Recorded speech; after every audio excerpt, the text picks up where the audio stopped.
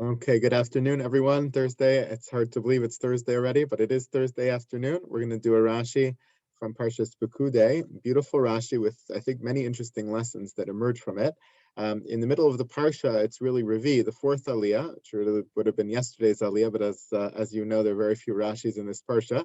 But a beautiful Rashi here on this Aliyah. After all the pieces of the Mishkan are made and fashioned by Bezalel and the artisans, the pasuk says, "Vayaviu es hamishkan el Moshe." They brought the Mishkan to Moshe. Es ha'ohel, es kol kelav, krasav, krashav, brichav, amudav, adanav. They brought the entirety of the ohel and all the vessels, everything, all the component parts, the poles and the curtains and the hooks and everything, the sockets. They brought it all to Moshe. So Rashi implicitly addresses a question on this pasuk, which is why they're bringing it to Moshe. If they were charged with the task of making all these pieces, they should have also been charged with the task of putting it all together. What was the point of bringing it to Moshe? So he says, "Vayaviu es hamishkan." They brought the Mishkan to Moshe.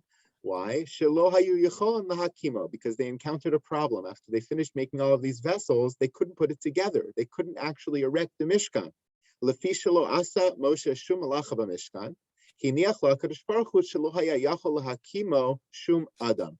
was on purpose. It was by design. HaKadosh Baruch Hu coordinated things. They didn't have an Allen wrench.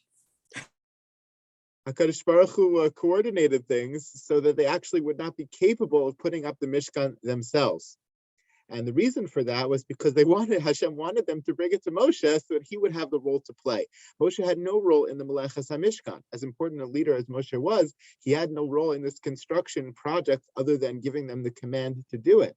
And he really wanted to be invested in that. So Hashem ensured that he would have a role. He'd have a role because after they were all done with the component parts, they wouldn't be able to lift the pieces to put it together. Because of their weight, no one could put all the pieces together and actually put the Mishkan into formation. And therefore, they were forced to come with all the component parts to Moshe Rabbeinu and for Moshe to do it. Now, Moshe, when he's confronted with this, maybe he didn't know the full force of HaKadosh Baruch Hu's orchestration of this particular scene. So he says, Amar Moshe lifnei HaKadosh Baruch Hu, he says to Hashem, they couldn't do it. How am I going to do it? No human being should be able to accomplish this feat. Amar lo, Hashem says, don't worry. Asok ata biyadecha, you use your hands. Try, work, push, lift, shift, whatever you try to do with your hands. Nira kimikimo, it will look like you're constructing it, like you're putting it up.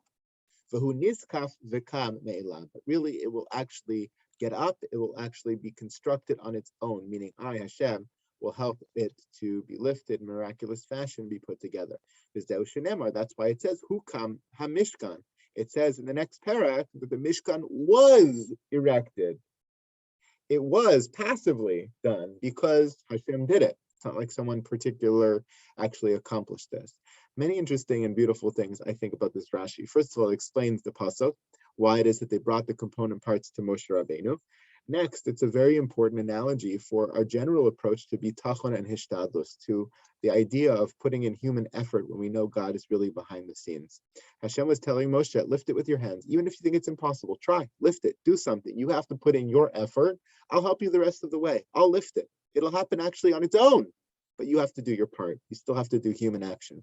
That's our approach to all of life. We know God is behind the scenes. God is orchestrating. God is in charge. God is pushing us in various directions.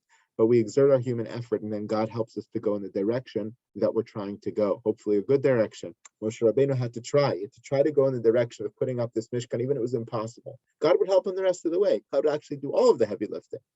But he had to start, he had to go, he had to try. And that's what we have to do as well. The last piece, sort of the more subtle piece here in Rashi, which I think is really beautiful, is Moshe's desire to be part of the Melechas HaMishkan.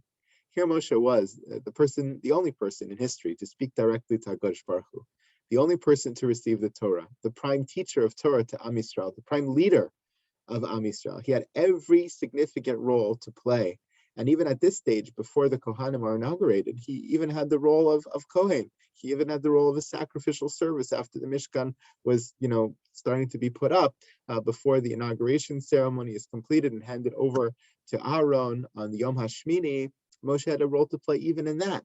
But yet, he had no particular role to play in the construction project, the heavy lifting, the labor, the physical toil of crafting and putting up the Mishkan. And that was important to him. Moshe didn't want to be the ivory tower leader. Moshe didn't want to just be giving the commands, do this, do that. Here's what Hashem said.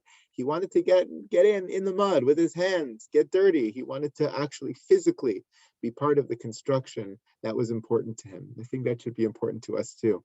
We could have very important roles to play, but sometimes there's something very important, satisfying, meaningful, and spiritual, but just getting in with our hands and actually doing something, even in the most physical form.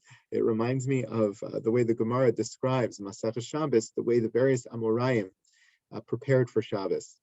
They probably were a great Rashi Yeshiva. They were giving shiurim. They could have spent all their day in the Beis Medrash. I'm sure any student of theirs, any family member of theirs would have been happy to take care of all the Shabbos preparations.